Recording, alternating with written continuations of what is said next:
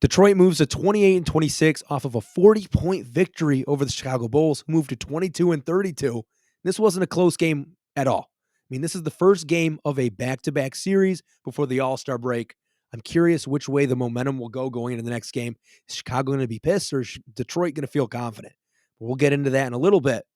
But this wasn't just a blowout in the fourth quarter with the bench unit in for the Pistons.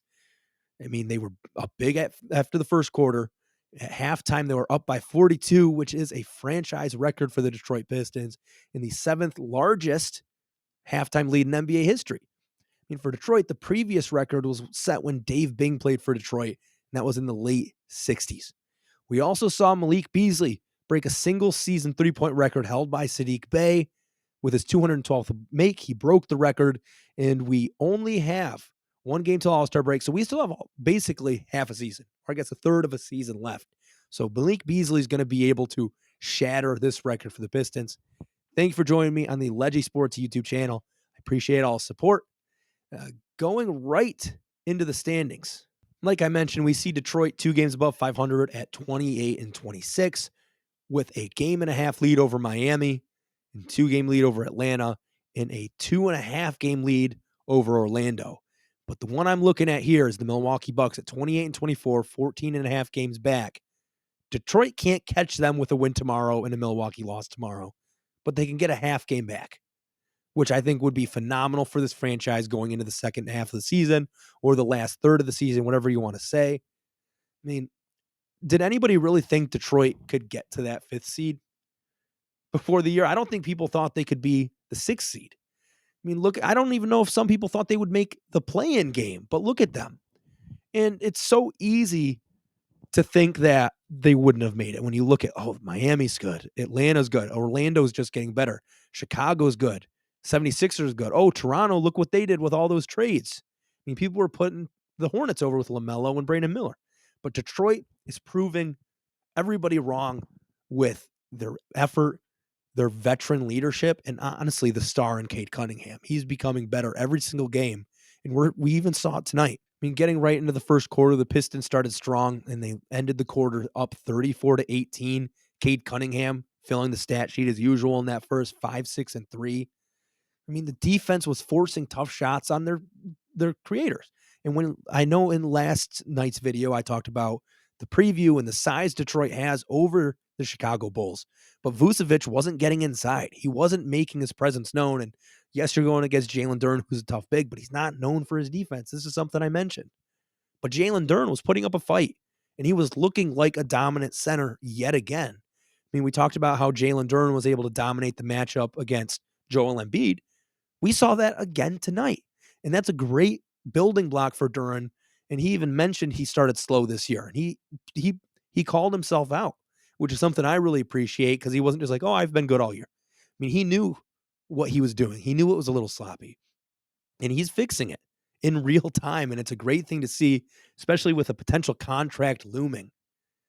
But Detroit's guards, Malik Beasley, he is one of the best impact scorers I've seen on this Detroit Pistons team. I mean, a lot of people have said that he's the best Pistons signing. One of my buddies, Nick, said since the Chauncey Billups signing back in the early 2000s. And I can't think of a better free agent signing, at least since my fandom started in the late 2000s. But just looking right into the Malik Beasley score chart here for the first quarter. I mean, 5 attempts, 3 makes. But look where they're all from. Catch and shoots, pull-ups. I mean, one of the most elite shooters creating space for his teammates. Because not only is he creating space for himself, but he's helping everyone else around him. Looking in the second quarter, I mean, the Pistons pushed the lead to 43. Chicago suffered a brutal 23-0 Pistons run in the mid-second. And that just led to the halftime lead of 42, which I mentioned, that largest lead in franchise history. I did not think I would be tuning into that. I knew Chicago didn't play defense. But, I mean, Detroit being able to keep up with that is fantastic. We've talked about, and we're going to pull up the game charts and look at the lead tracker about how Detroit, the past few games, we've talked about how right when they get a lead, there's these divots and they start giving up. But they always pull through and get to the end. But we're going to see in that chart how they don't take their foot off the gas, and they've learned. I mean, Detroit dominated every facet in this quarter: efficiency, rebounding, hustle. And the bench unit was fantastic. Looking at the 5-man unit of Beasley, Fontecchio, Stewart, Schroeder, and Holland, this is their score chart. 11 of 20, 55% in the quarter, raining threes from the top of the three-point line. That's going to be hard to beat, even if you're playing good on the other end. And even if Chicago was hitting their shots. I mean, going up against a bench unit that's shooting this percentage and getting these easy looks inside and from outside consistently, you're going to struggle. And pulling up Chicago's now, 3 of 18, 17%. And this 5-man unit consisted of Patrick Williams, Trey Jones, Jalen Smith, Kevin Huerter, and Julian Phillips. I think I also put in Zach Collins in there because he played quite a bit of minutes in that second quarter as well. But 3 of 18. I mean, that's what led to that huge deficit to end the half. And when your bench is playing like that, no matter what your starters are going to do, you're going to get in a rut. But then when the starters are also playing rough, not hitting their shots, not playing defense, that's what leads to catastrophic. And I mean, we can call it a historic lead at half. And now I want to get into these graphs and charts that I love going into on this channel. And this is the lead tracker I was talking about. There's not many divots here. And I mean, there's some of them, but when you look at the fine lines and you look at how big these really are, I mean, a 4-point swing, that's not a lot. You didn't allow them to get on a run. And you see divots in the second half, but that's when the game was already out of hand. That's when you don't really have to. I mean, you should always worry about the intensity and the effort you're playing with. You should never let it go to zero. So you'd love to see this graph keep going up, but is that really realistic? You're going against NBA players. I mean, yes, you dominated them in the first half, but they're still NBA players. They were hitting their shots. They were getting some better rhythm throughout.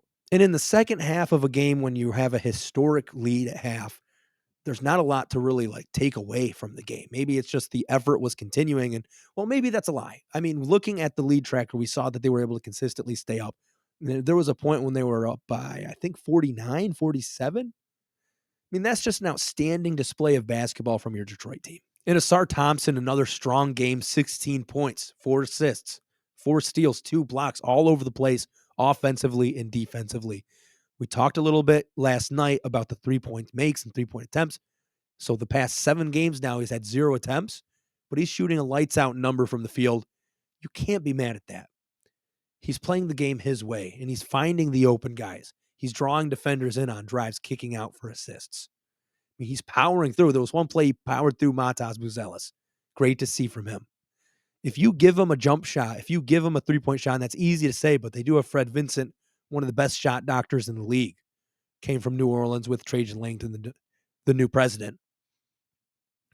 Give him a shot. That's one thing I'm asking for. If I could wish for anything on this team, it's give AUSAR Thompson a shot. We already saw JB Bickerstaff adapt the offense to letting him bring up the ball a little bit more. I mean, it's just great to see his development. But there's another game tomorrow against this same team. I mean, Chicago didn't just walk off the court after the game and just say, okay, game tomorrow, let's do better. I mean, they're pissed. They got embarrassed by a team in their division that they were better than just a year ago. I mean, that's got to be demoralizing for these guys. I mean, these are NBA players at the end of the day. So I expect them to come out tomorrow guns blazing. But, I mean, Detroit also is going to have the momentum on their side from having a historic lead at half and then not really letting up the rest of the game. I mean, I expect Detroit to completely walk over them, but it's not going to be easy. I mean, they're going to have to do everything from the ground up again. They can't just expect to walk all over that Bulls team like they did in the first half. It's going to be a tough game, and we're here to break it down.